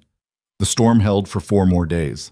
In those 4 days, Black Ridge contracted into itself in the way that extreme weather forces communities to do. The distances between people collapsed. The ordinary social architecture of who spoke to whom and on what terms got suspended under the pressure of shared difficulty. People who had not been in the same room in months found themselves in the boarding house together, or sheltering at a neighbor's when their own wood ran dangerously low, or standing in line for the distribution that Eliza and Joel had organized from the supplies the expedition had brought back. It was in that line that things began to shift. Not dramatically, not in any single moment. The shift was the kind that happens in small increments, a recalibration that most people didn't notice themselves making, the way you don't notice your eyes adjusting to changing light until you realize you can see things clearly that were dark before. The first person Eliza noticed looking at her differently was Patricia Weston, the woman who had agreed with Caroline Calloway that Eliza was running a calculated strategy on Gideon, that she had nothing to offer and everything to gain. Patricia came to the distribution on the second day with her 2 youngest children at her sides and took her allocation of dried meat and cornmeal with her hands. And when she looked up at Eliza across the table, her face had an expression that was doing several things at once, gratitude and discomfort, and something that was the beginning of shame, all of it layered in a way that the woman herself probably couldn't have articulated. She said, "Thank you, Eliza." She said the name deliberately, not Miss Rowan, not a nod. The name used the way you use a person's name when you are trying to make them real to yourself after a period of treating them as something less than that. Eliza said, "You're welcome, Patricia," and handed her the next portion. It was not a reconciliation. It was a first stone in a path that would take longer to build, but it was a stone, and Eliza felt it placed. On the 5th day, the storm broke. Not gently. It dropped its wind first, like a man setting down something heavy, and then the snow thinned over the course of several hours until it stopped, and the sky that had been sealed for the better part of 2 weeks opened in the late afternoon with a cold, brilliant clarity that seemed almost aggressive after so much gray. The temperature was still dangerous, but the stillness after the sustained wind had a quality close to kindness. Black Ridge came outside. People emerged from their cabins and houses and the boarding house and stood in the transformed landscape with the particular disorientation of people who have been enclosed for too long, blinking at the whiteness, orienting themselves to a world that looked like their world but had been remade in significant ways. The drifts in the main square were 6 feet against the north-facing buildings. The church had taken some damage. Part of the porch overhang had come down under snow weight. Several homesteads on the north edge reported structural damage to outbuildings. And the food situation, which had been quietly critical, was now publicly acknowledged. It was Haggerty who called the meeting, which meant he had finally arrived at a decision he should have arrived at 2 weeks earlier. He stood in the square in front of about 40 people, roughly everyone in Black Ridge who was not homebound, and he laid out the situation in the plain, direct manner he used when he wanted people to listen rather than react. The supply wagons were cut off. The valley route was impassable and would remain so for a minimum of 3 to 4 more weeks. The existing town stores were, with the provisions from the expedition, sufficient for the population if they were managed carefully and if no one hoarded beyond their share. The expedition, he said, brought back enough to keep this town from starving. I want people to understand what that means. He paused and he looked at Eliza, who was standing at the edge of the crowd with Gideon beside her. Eliza Rowan led that expedition. She knew where the supplies were, she knew the route, and she warned us this was coming 3 weeks before it arrived. A silence moved through the crowd. Not an empty silence, a full one, the kind that means a room full of people are all having slightly different versions of the same uncomfortable thought. Haggerty continued, I didn't act on her warning the way I should have. That's on me. I want to be clear about that. He was not comfortable saying this. Eliza could see it in the set of his shoulders. But he was saying it anyway, which was more than she had expected from him. If I had, we might have been better prepared before the storm hit. We weren't. And Eliza went out into that storm and brought back what we needed. He looked around the crowd. I think people should know that. The silence after he stopped talking was different from the one before. Eliza stood in it and kept her face neutral, because she was not sure yet what the silence meant, and she had a long history of being wrong about which way a crowd would break. It was Roy Delaney who moved first. He came out of the crowd and walked to where Eliza and Gideon were standing, and he turned and faced the group of people he had lived alongside for 20 years, and he said, in the carrying voice of a man used to speaking over wind and distance, I went on that expedition. I want to tell you what happened in the canyon. He told it plainly, the way plain people tell things when they are being honest, without flourish, without any apparent awareness that the story was remarkable, which somehow made it more remarkable. He told them about the east wall of the canyon and the snow shelf, and Eliza stopping them and the 4 of them going through one at a time in the slide that came 4 minutes later. He told it the way he had experienced it, which was as a man who had come close to something very bad and had been kept from it by someone who knew something he didn't. She knew it from her father's records, Roy said. Thomas Rowan had mapped that canyon. He'd written down that the east wall loads wrong in heavy snow. His daughter had that memorized. He paused. I've known Thomas Rowan since I came to Black Ridge. I didn't know he'd left all that knowledge behind him. I didn't know because I never thought to look at what his daughter had. Nobody interrupted. I laughed at her, Roy said. He said it looking at his boots briefly, then back up. In the square, when Gideon pointed her out. I thought it was funny. I thought it was strange. He stopped for a moment. I was wrong about all of it. She's the most capable person I've encountered in 30 years in this territory, and I think some of us owe her a different accounting than we've given. He stepped back. The crowd was very still. Eliza looked at Gideon and found him looking back at her, not with any I told you so expression, not with triumph, just with the steady, reliable attention she had come to depend on without ever having planned to. Then, from somewhere in the crowd, she couldn't identify who, a sound started. Not applause exactly, not in the frontier way, where people's hands were generally too cold for it, and the impulse ran more to nods and murmured agreement. It was more of a collective shift, a physical reconfiguration of the crowd's attitude toward her, and several people came forward, and the conversations that followed were not eloquent. They were not pretty. They were the conversations of people who have been wrong about something and are navigating the discomfort of that without quite enough words for it. Martha Keene, who was 60-something and had lived in Black Ridge longer than almost anyone and had been among the sharpest voices in the dismissal of Eliza's choice, came and stood in front of her. Martha was a woman who had opinions the way other people have furniture.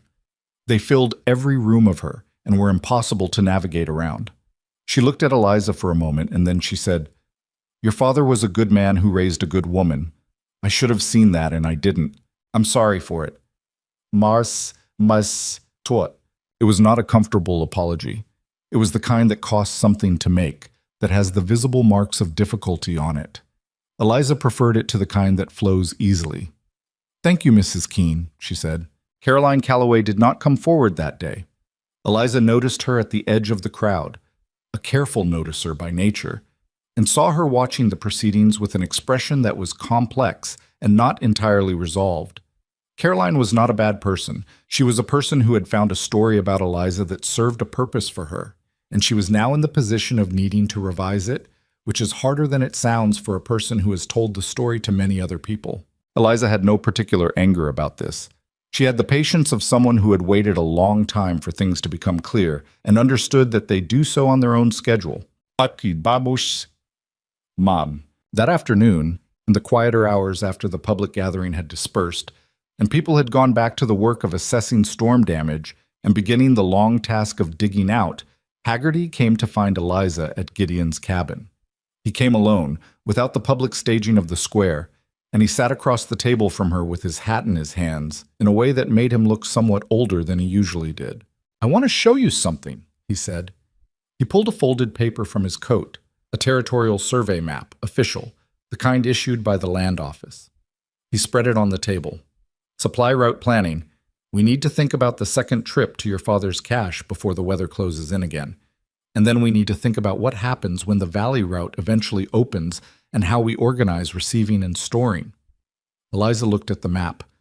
"You're asking for my input." "I'm asking you to run it," Haggerty said. He said it bluntly, which was how he said things he'd thought through carefully. Distribution, route planning, emergency preparation. I should have been doing this years ago, and I haven't been, and I'm the first to say it. He paused. "You have your father's knowledge of this territory, and you have—" He searched. "You have a way of thinking about problems that I don't have. I'm a decent sheriff. I'm a bad logistician." She looked at the map for a long moment. "I'm not doing it because the town decided to like me," she said. "I want to be clear about that. I was willing to help before anyone had a good thing to say about me, and that's why I'll help going forward. Not because it's been approved." Haggerty met her eyes. "I know that," he said. "I think that's part of why you should be the one doing it." A silence. Gideon was at the other end of the cabin, doing something with rope, and he was making no pretense of not listening, which Eliza was privately grateful for. "The second cache first," she said. "We need 3 days of reasonable weather. Then we need to think about where to establish a permanent community emergency store, somewhere central, well-built, accessible in all conditions. My father's caches were built for one person's emergency. Black Ridge needs something built for a whole settlement." Haggerty was already nodding. He had a pencil out. "Where would you put it?" She looked at the survey map. Her finger moved to a spot, the south side of the square, where the old grain building had been standing unused for 2 years. "There. The structure's already sound. Needs work on the insulation and the ventilation, but the bones are right. It's central, it's accessible from all directions, and it's high enough off the creek plain that flooding isn't a concern in spring thaw." Haggerty wrote it down. "What else?" "Inventory system. Every household reports their stores at the start of every season, voluntarily, but encouraged. That way we know before a crisis who has what, not after." She paused. "And route maintenance. My father's routes need to be walked and kept, not left to memory. I can train people to do it. 2 or 3 people who know the territory well enough to navigate it in bad conditions." She watched Haggerty write and felt something she recognized from childhood, from the hours spent beside her father at exactly this kind of table, working through exactly this kind of practical problem. The feeling was not nostalgia. It was something more immediate than that. It was the feeling of being in the right work. "Cal Pruitt," she said. "He came on the expedition. He's young, but he's capable and he doesn't panic. He'd be good to train on the routes." "Roy Delaney, too," Haggerty said. He came back from that canyon different. I noticed. Haggerty finished writing. He looked at what he'd written and then looked up at her. He was quiet for a moment in the way of a man choosing whether to say something. Then he said, "He saw something in you, didn't he? Gideon. From the start. What everyone missed." Eliza glanced toward the other end of the cabin, where Gideon had stopped working with the rope but was facing away from them. "He saw what my father saw," she said quietly. "He just said so out loud in a public place, which my father never had occasion to do." Haggerty looked at the map. "For what it's worth," he said, "I wish I'd been paying the same kind of attention." She folded the map toward him. "You're paying it now," she said. "That's worth something," Shabtu. The second trip to the cache happened 5 days later, when a 3-day window of calm opened in the storm pattern. This time 12 people went. Not just Gideon and Roy and Cal, but 8 others, men and women from Black Ridge who volunteered without being asked, and who followed Eliza's route and her instructions, and came back with their packs full and their faces changed by the experience of doing a hard thing together in the mountains. The canyon was navigated with care. Eliza brought them through it in the same single-file pattern, one at a time, through the section under the east wall. The avalanche from the first expedition had partially cleared the canyon floor, and the shelf above it had released its dangerous load. Still, she watched the walls the way she always watched things, with the attentiveness her father had built into her from the time she was old enough to follow him into the country. On the way back, walking through the lower mountain territory in the pale winter afternoon light with 12 people strung out behind her carrying the last of her father's emergency stores, Eliza thought about Thomas Rowan building those caches alone, season after season, filling them and restocking them with the patience of a man who believes in the future without needing to see it. He had never told her who the stores were for. He had just built them and kept them full and made sure she knew where they were and what they contained. She understood now that they had been for this. For exactly this moment, these people, this winter. He had been preparing Black Ridge for a crisis it didn't know was coming, through a daughter it didn't think was worth noticing. And he had done it without bitterness, without any apparent need for recognition, with the simple and stubborn faith of a man who believed that what you put into the ground eventually grows. She walked the last 2 miles into Black Ridge at the front of 12 people who had followed her into the mountains and come back whole. And she thought about her father, and she let herself feel it. Not the grief, which was always there and didn't need to be invited, but the gratitude. The deep, complicated gratitude of someone who has been given the right tools by the right person at exactly the right time. The tin box under her floorboards. 32 years of routes and records and careful, patient knowledge. Somebody's going to need it, he had told her. He had been right. He almost always was. The valley route opened on the 41st day. Sutter's wagon came through the South Pass on a Tuesday morning in late February, moving slow and careful over terrain that was still treacherous in the shaded sections. And when it rolled into Black Ridge's main square, it was the most ordinary-looking, extraordinary thing the town had seen in weeks. A supply wagon, unremarkable, doing what supply wagons do. People came out of their cabins and the boarding house and stood in the cold and watched it arrive with an attention that was different from the attention they usually paid such things. Nobody took it for granted anymore. That was one of the things the winter had done to them. Sutter climbed down from the box and looked around the square with the assessing eye of a man who has been away from a place during a hard time and is trying to read what the hard time left behind. He looked at the snow piled against the buildings, at the damage to the church porch, at the faces of the people coming toward him. Then he looked at Eliza, who was standing near the old grain building, which was no longer empty or unused, which now had a new timber frame on its east wall, and fresh insulation and the beginnings of the community emergency store she and Haggerty had planned on the survey map 6 weeks ago. "You made it through," Sutter said. It was directed at the town generally, but his eyes were on her. "We made it through," she said. He looked at the grain building, at the work that was visible there. He looked at her for a long moment with the expression of a man confirming something he'd suspected. Then he nodded, a single deliberate movement, and went to unhitch his team. The supplies he brought were welcome and necessary, but they were not the desperate salvation they would have been 5 weeks earlier. Black Ridge had managed, not comfortably. There had been genuine hardship, real shortage, days when the distribution had required difficult decisions about quantities and priorities, and there were families who had come through the winter thinner and more tired than they should have been. But they had managed, and the managing had been organized, and the organization had a name attached to it, and the name was Eliza Rowan, and by the time the Valley route opened, most of Black Ridge knew it. Not everyone was comfortable with what they knew. That was the honest version of things. Caroline Calloway came to find Eliza in the third week of February, before the route opened, on a gray afternoon when the cold had pulled back slightly into something merely uncomfortable rather than dangerous. She came to the grain building, where Eliza was working with Cal Pruitt and a man named George Alder on the interior shelving. Rough, functional carpentry that was about storage capacity rather than appearance. Eliza heard her come in but didn't stop working immediately.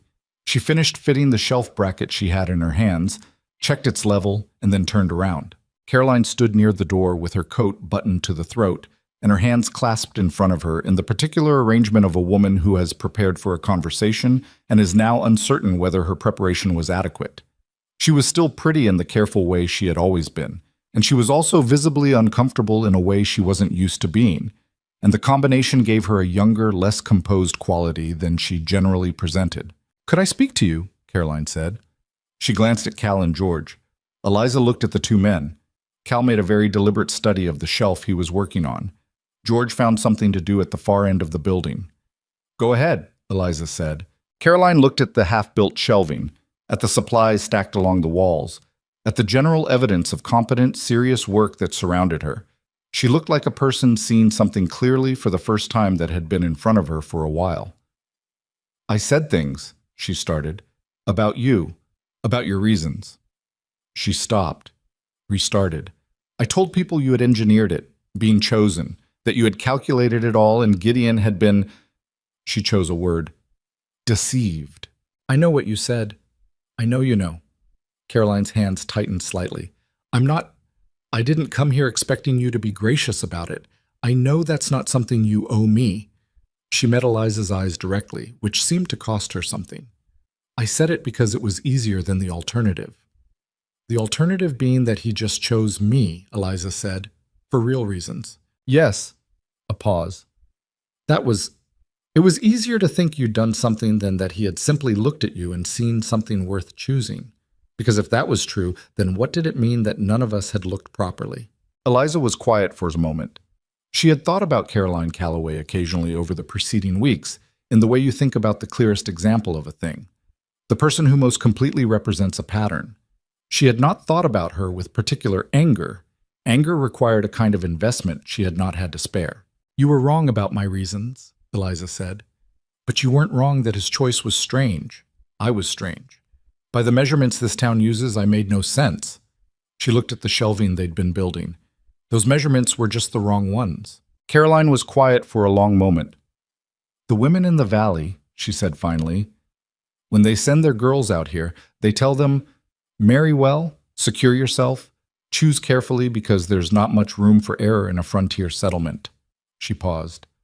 "Nobody tells you what to do when the security you chose turns out to be less certain than the thing you overlooked." "I know," Eliza said. "My father told me different things. He told me learn everything, know the land, trust your own judgment. He said security that comes from what you know is the only kind that doesn't disappear when circumstances change." She paused. "He was right. But he also raised me alone in a cabin on the south edge of a town that barely knew I existed, which has its own costs." Caroline looked at her, really looked, the way she perhaps hadn't before. "I'm sorry," she said. It was not dressed up. It was small and plain and slightly inadequate, the way honest apologies often are. "I would like to, if you'd allow it, to start differently." Eliza considered this. She was not a person who found forgiveness difficult exactly, but she was also not a person who found it simple, and she didn't perform either the difficulty or the simplicity. "I don't hold grudges well," she said finally. "They take too much energy." She turned back to the shelving. "Hand me that bracket, the one on the floor by your foot." Caroline looked down, found the bracket, handed it over. She looked slightly uncertain about what to do next. "You can help or you can go," Eliza said. Not unkindly, just practically. Caroline Calloway, who had not done carpentry in her life and was wearing a coat that was not suited for it, took off her good coat, hung it on a nail near the door, and picked up a piece of timber that Cal Pruitt showed her how to hold. She stayed for 2 hours. Spring came the way spring always comes to that territory, not in a single arrival, but in a long incremental negotiation with the cold, with warm days that retreated back into frost and snow melt that refroze overnight and mud that seemed to have been waiting its whole life to be a problem. It was March before the main street was reliably passable, April before the outlying homesteads were fully dug out and assessed, and by then the rebuilding was well underway. Not just the physical rebuilding of what the storm had damaged, but the other kind. Eliza moved through that spring differently than she had moved through any previous season in Black Ridge. Not because the town had become kind, it had become more honest, which is a different thing and in some ways more valuable. People still had opinions. Martha Keene still expressed them loudly on most available occasions. Roy Delaney was still a man of few words who communicated primarily through the quality of his silences. Haggerty was still a man who arrived at correct conclusions later than he should have, and then acted on them with more decisiveness than the delay warranted. But the dynamic that had organized itself around her absence, around the town's collective decision to not see her, was gone. It had collapsed under the weight of a winter that required people to see clearly or suffer the consequences of not seeing, and while some of them had arrived at clarity more gracefully than others, they had arrived. She was still not comfortable in the way that Caroline Calloway was comfortable, or Vera Hargrove. She didn't move through social situations with ease or perform the small rituals of frontier femininity that greased the gears of community life. She was still herself, direct, not always easy, more interested in problems than in people's feelings about her assessment of problems. She had arguments with Haggerty about the supply distribution system that got heated enough that Joel Marsh once stepped outside to give them privacy for it. She told Roy Delaney twice that he was wrong about the northern route maintenance, and turned out to be right both times and didn't soften it when she was proven correct. She was not the version of herself that the town's approval had invited into existence. She was the version that had existed all along. But she was present, fully, visibly present in a way she had never been allowed to be before, and this turned out to make a significant difference, not just to her, but to the place. The emergency store in the old grain building was completed by April. It held provisions for 3 months for the entire settlement, restocked from the first supply wagons of spring and organized on a system Eliza had designed, categorized, inventoried, with a rotation schedule so nothing went stale, and a check-in process that didn't require people to feel like charity cases. Joel Marsh ran the day-to-day management. Eliza had trained him in the inventory system over 3 weeks of patient, specific instruction, and he had proven to be a natural at it. She trained Cal Pruitt on the mountain routes through April and May, walked every section with him, taught him how to read terrain the way her father had taught her, made him describe what he was seeing out loud until the description was accurate. He was a good student in the way of young people who are genuinely interested rather than performing interest, and by June he could navigate the full route network without her, which was the point. The knowledge needed to live in more than one person. That was the lesson her father had tried to build into her. That expertise hoarded is expertise that dies with you, and dying with you is a form of failure. She taught 2 other people the canyon. She showed them the east wall and explained what loads wrong meant and how to read it and what to do when you see it. She brought Roy Delaney back through it in May when the snow was diminished enough to walk it safely, and he stood beneath the east wall and looked up at the rock and the residual snow and said quietly, "I've ridden past this canyon a dozen times. I know. Never looked at it like this. Most people don't look at things until they have a reason." She looked up at the wall. "My father always said the reason usually comes after you needed to have looked, so you might as well look all the time." Roy was quiet for a moment. "He sounds like he was a hard man to live up to." "He was," she said. "But he never asked me to live up to him. He asked me to know things. That's easier to carry." Gideon sold 12 acres of his property in June to a family coming in from the east and used part of the money to build a proper room onto his cabin, an addition that was larger than what a solitary man would need, with a window on the south side that got the afternoon light, and space for the tin box and the maps and the records that Eliza brought from her father's cabin when she moved out of it in late spring. The leaving of that cabin was harder than she had expected. She had known it would be hard, but had underestimated the specific quality of the difficulty. It was not grief exactly, or not only grief. It was the particular complexity of leaving the last physical space her father had shaped, the low doorframe he had built to that specific height, the floorboards that creaked in the same two spots they had always creaked, the window that faced northeast, toward the mountains, that he had looked out of every morning of his life in that place. She stood in the empty cabin on the last morning with the tin box under her arm, and she let herself have a few minutes of the feeling, which was large and not entirely nameable. Then she locked the door and gave the key to the family who had rented the place for the summer, and she walked the south road toward Gideon's property. Her property now, in the practical sense, if not yet the formal one, and she did not look back. She had learned from her father that looking back costs you forward, and she had a great deal of forward still to account for. Gideon was at the barn when she arrived, doing something with Cutter's shoes that required his full attention. He looked up when she came through the gate, and he looked at her face.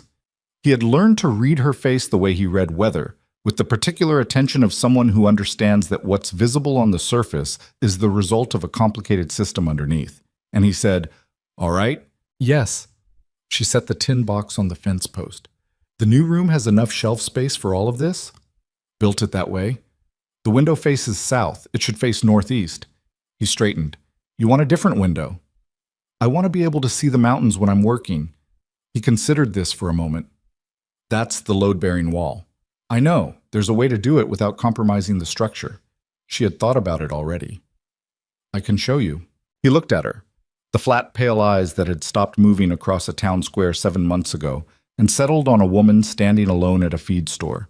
And something in them did the thing they sometimes did, the thing that was not warmth exactly, because warmth was too soft a word for it, but that was in the same general territory. "Show me," he said.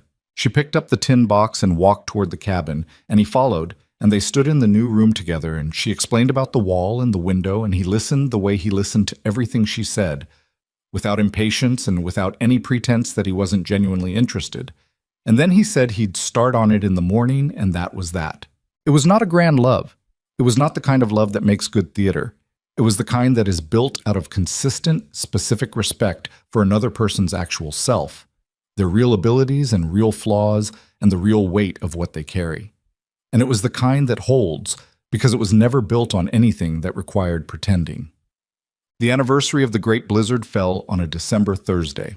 Black Ridge did not plan the gathering formally. It came together the way real things do, organically, through the accumulated decision of people who felt that the day deserved something more than ordinary passage. By mid-morning, most of the settlement had moved toward the square without being summoned, and someone had built a fire in the center of it, and people stood around it in the cold with their coats and their coffee and the specific ease of a community that has been tested and knows what it's made of. Haggerty said a few words. He was not a natural speaker in the ceremonial sense, which made his words better, less dressed up, more honest. He talked about the storm and what it had required and what the town had learned about itself. He used Eliza's name the way Roy had used it in that first public gathering after the storm, deliberately, with weight, in a way that meant he understood exactly whose name he was saying. Then Roy Delaney said something. Then Cal Pruitt. Then, unexpectedly, Clara Garner, who had 3 children and 2 weeks of cornmeal and a door that Eliza had come to one morning without being asked, said something that was not eloquent and was not polished, and that landed harder than either of the other things because it was so plainly true. "I didn't know her," Clara said. "She was looking at Eliza across the fire. She lived 10 minutes from my cabin for years, and I didn't know her. I didn't try to know her, and she came to my house anyway." She stopped, pressed her lips together. "I think about that. I think about what that takes, to help people who haven't given you any reason to help them. I think about what kind of person does that." She looked down briefly. "I want to be more like that." It was not about the blizzard. It was about something older and more general than the blizzard, something that the blizzard had only made visible. The particular human habit of deciding who counts and who doesn't before you've looked properly, and the cost of that habit, and what it means when someone refuses to operate by it, even when they would be entirely justified in doing so. Eliza stood at the edge of the fire and felt the warmth on her face and the cold at her back, and the complicated feeling of being seen by people who had previously chosen not to see her. She was not moved to tears. She had not inherited her father's capacity for public emotion, which was limited anyway. But she felt something, a settling, a quiet resolution of something that had been unresolved for a very long time. Gideon stood beside her. He had not said anything in the gathering and did not say anything now. He was just present, which had always been the thing about him. His presence was consistent and specific, and it meant what it appeared to mean, and she had stopped taking that for granted the moment she understood how rare it was. After a while, she said quietly, not really to anyone, "He would have liked this." Gideon said, "He'd have made a comment about the fire placement." She almost laughed. He would have. He'd have said the smoke was going to be a problem. Was he right? She looked at the fire, at the direction the smoke was carrying. Probably. They stood in the cold and watched the gathering they had caused without intending to cause it. The people of Black Ridge talking and warming themselves and existing together in the particular way of a community that has been through something and came out the other side changed, not entirely healed, not without its flaws and its lingering discomforts, but changed in the ways that matter. There is a thing that people get wrong about belonging. They think it's something you're granted, that a community opens its arms and you step into them, and from then on you are held. But belonging is not granted. It is built, and the building is slow and expensive, and sometimes you have to build it out of the hardest materials available, out of being dismissed and continuing anyway, out of helping people who haven't earned your help, out of knowing things and waiting for the moment when knowing them is the only thing standing between everyone and catastrophe. Eliza Rowan had not built her place in Black Ridge by winning anyone over. She had built it by doing the work, steadily, in front of people who were determined not to see it until the work became impossible to look away from. That is the only reliable way it can be built. Everything else is performance, and performance doesn't hold when the temperature drops and the snow comes in, and suddenly what matters is not who seems capable, but who actually is. Her father had known this. He had tried to give her something that would last past his own life. Not a name or a reputation or even a piece of land, but knowledge, deep and specific and portable, the kind that goes with you wherever you go and saves you, and sometimes saves the people around you. She understood now that the tin box under the floorboards had never really been about survival caches and mountain routes. It had been about who she was, what she was worth, what she was capable of. He had been telling her, for years, in his spare and particular way, that she was worth the knowing, that the world would be better for having her in it, doing the things she knew how to do. He hadn't lived to see it proven. That was the grief that didn't go away. Not a consuming grief, not a daily weight, but a permanent low note beneath everything. The awareness of the person who should be here and isn't, who built the foundation you're standing on and never got to see what you built on top of it. She carried that note with her the way she carried everything else, not hidden, not performed, just held, carefully, as part of the whole. In the following years, Black Ridge grew. Not dramatically, the frontier was not generous with dramatic growth, but steadily, with the particular health of a community that has learned something true about itself and organized around that truth. The emergency store was never empty. The mountain routes were walked and maintained every season. The knowledge that Eliza had trained into Cal Pruitt and two others after him moved outward. The way useful knowledge does when it's given freely. It found new carriers and traveled further than the person who first held it could have predicted. She and Gideon had 2 children, eventually. A boy first, and then a girl 3 years later. Both of them grew up hearing their father's quiet, specific observations about the land and their mother's careful, thorough accounting of everything. The routes, the terrain, the emergency preparations, the way the east wall of a particular canyon loads wrong in heavy snow, and what to do when you see it. The girl took to it the way her mother had taken to it, with a natural appetite for the specific and the practical. The boy was more like Gideon, watchful and spare with words, but paying attention. Eliza looked at them sometimes, at the two of them learning the things she was teaching, and she thought about her father in his cabin, making her read those records until she had them memorized, making her walk the routes until they lived in her body rather than only in her memory. Memory doesn't burn, and memory doesn't get wet, he had said. She told her children the same thing. She told them in the same plain, matter-of-fact way he had told her, not as a lesson, not wrapped in any significance, just as a true thing worth knowing. She found that true things land differently when they're offered plainly, without decoration, as if their being true is enough. It usually is. On the anniversary of the blizzard every year, the people of Black Ridge gathered in the square. It became the kind of tradition that loses its formality over time and keeps its meaning. Not a ceremony exactly, just a convergence, a collective memory exercise so it doesn't go soft. Eliza was always there. She never spoke formally. She stood at the edge of things the way she had always stood, present without performing presence. And people knew where to find her when they needed to say something or ask something, or simply be near someone who had shown them what it looked like to hold your ground. She had not become the town's symbol or its figurehead. She had become something more useful than that. She had become the person who knew where things were when you needed them, who understood the territory and all its conditions, who could be counted on to tell you the true thing rather than the comfortable one. The town that laughed at her name now spoke it the way people speak the names of landmarks, as reference points, as reliable fixed coordinates in a landscape that was always shifting. You navigate by what doesn't move. You trust what is shown you, over time and under pressure, that it holds. Eliza Rowan held. That was all. That was everything. The mountains stood north of Black Ridge exactly as they always had, indifferent and vast and full of routes that a careful person had mapped, in a tin box, against the day when someone would need them. Someone had.